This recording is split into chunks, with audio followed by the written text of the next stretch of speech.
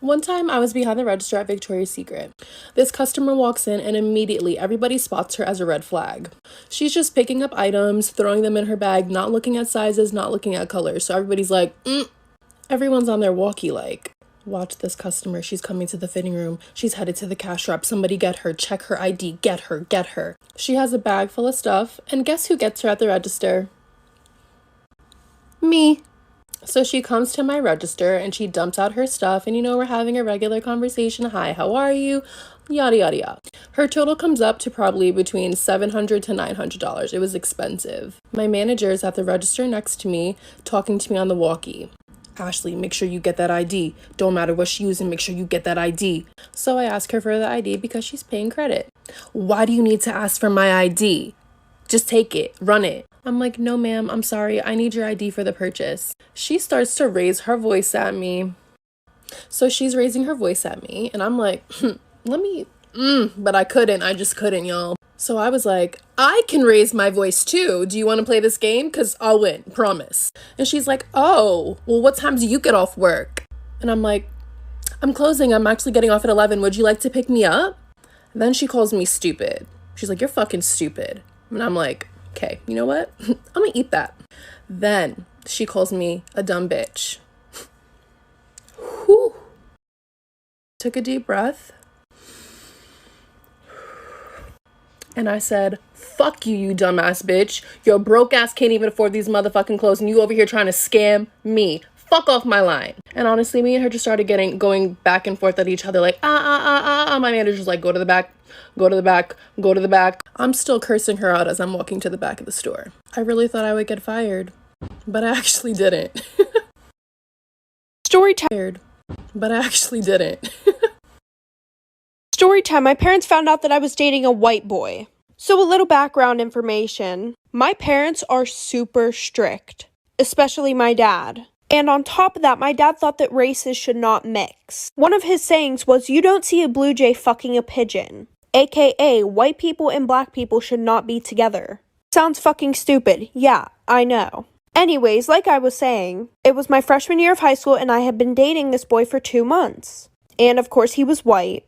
And we had to keep it super low-key because if any of my friends found out about it, they would have fucking told my dad. Now when I look back at it, those weren't good friends at all. Anyways, every Friday, my boyfriend and I would go to the movies. And we would go to this theater that was 45 minutes away because nobody that I knew would be there.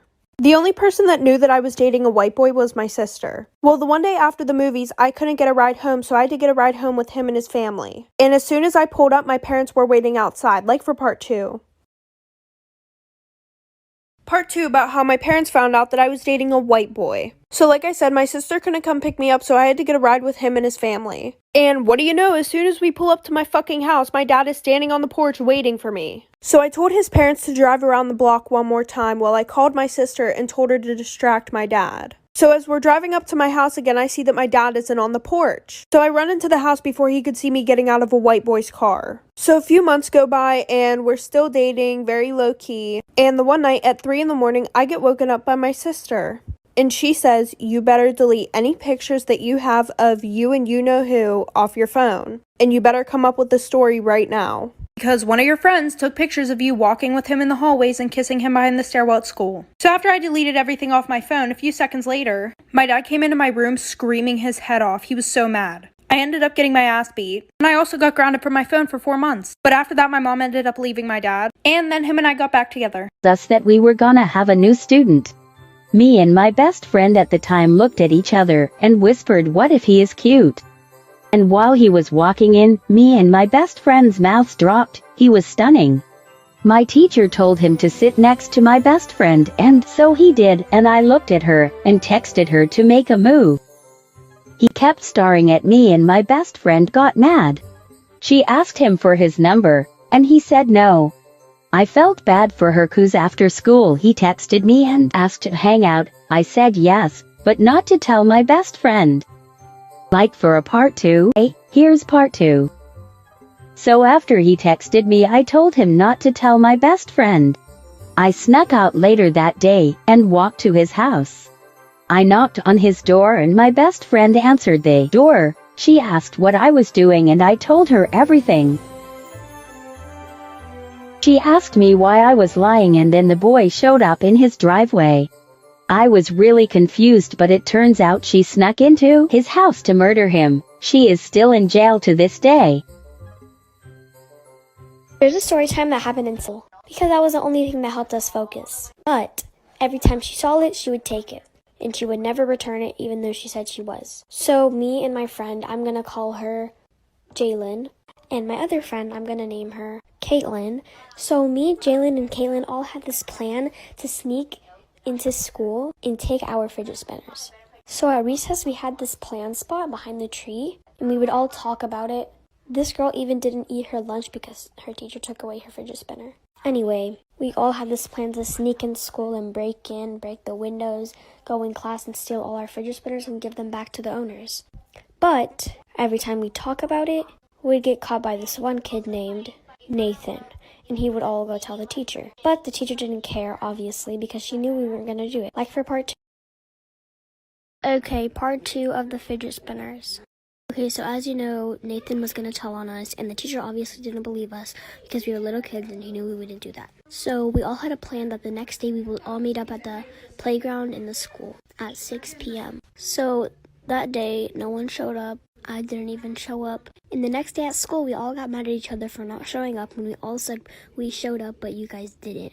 And I didn't show up. My friend didn't show up. None of us showed up. But we just lied about showing up. So we just gave up, and we just never did it again. School started at 8. My bus pickup time was at 7, and it was already 6:40 or something. This is why waking up late. I was still in my PJs and hadn't even had breakfast yet. My mom decided that today we would just tell the bus driver to go on ahead, and she would take me to school, which would give me plenty of time to get ready. It's 6:50, I'm in my PJs eating breakfast, and that's when we hear the bus pull up 10 minutes earlier than scheduled. My mom peeks her head out of the door into the foggy morning and waves the bus on. She closed the door and came back inside, but the bus didn't pull away. There's a knock at the door, and my mom opens it to find a man in a bus driver uniform. He explains he's a substitute bus driver because the regular driver called in sick, and that he's early because he wanted to get an early start on the route. My mom says she's taking me to school because we woke up late. He gets visibly upset and says he can wait a few minutes since he's already ahead of schedule. My mom says that we won't be ready in a few minutes and tells him to go on ahead. He seemed really angry about this, but turned around, got back on the bus, and left. But at 7 a.m., another bus pulls up to my house. My mom went out to talk to them and came back looking terrified.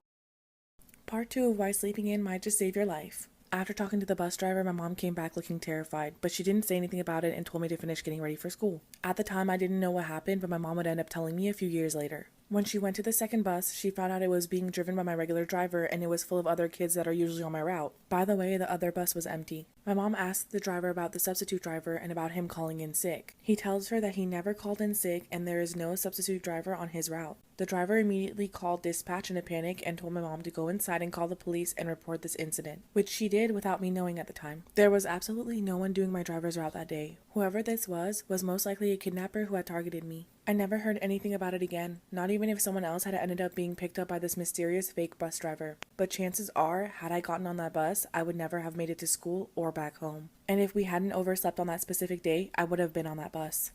This is the reason why everybody thought I dropped out of high school. Over the 4 years of high school, I was probably in school a total of 100 times altogether. And this wasn't because I was lazy. I mean, partially. But it was mostly because I had really bad stomach problems. So I always had these doctor's appointments. I was always missing school because my stomach hurt. So then my junior year, since my attendance was really, really bad, they decided to put me on home instruction. This means that teachers would come to my house for about 2 hours a day, 3 days a week. And my teachers had to bring with them these time slips. For example, saying that they saw me from 9 a.m. to 11 a.m. And when I was a minor, my dad had to sign it. And when they hand in those time slips, those are the hours they're getting paid for. So I had this one teacher. She was my history teacher, but we would literally just gossip the entire time. She was mad chill. Sometimes, though, she would cancel on me, and sometimes I would cancel on her. But this was my senior year, so I was 18. So I was able to sign the time slips. So I saw her once a month when I was supposed to see her 4 times a month. So every time she came, I signed 4 time slips. I got the credit, she got the check. Story time about the most dirtiest college roommate ever. By the way, we're calling her Jessie. So I moved in before Jessie and I get settled and decorate. The next day, she comes and throws her bag on the bed, then leaves. I thought it was weird because she didn't even say anything to me. Couple hours later, she comes back and I'm like, hello. And she's like, my bad, and comes gives me a hug.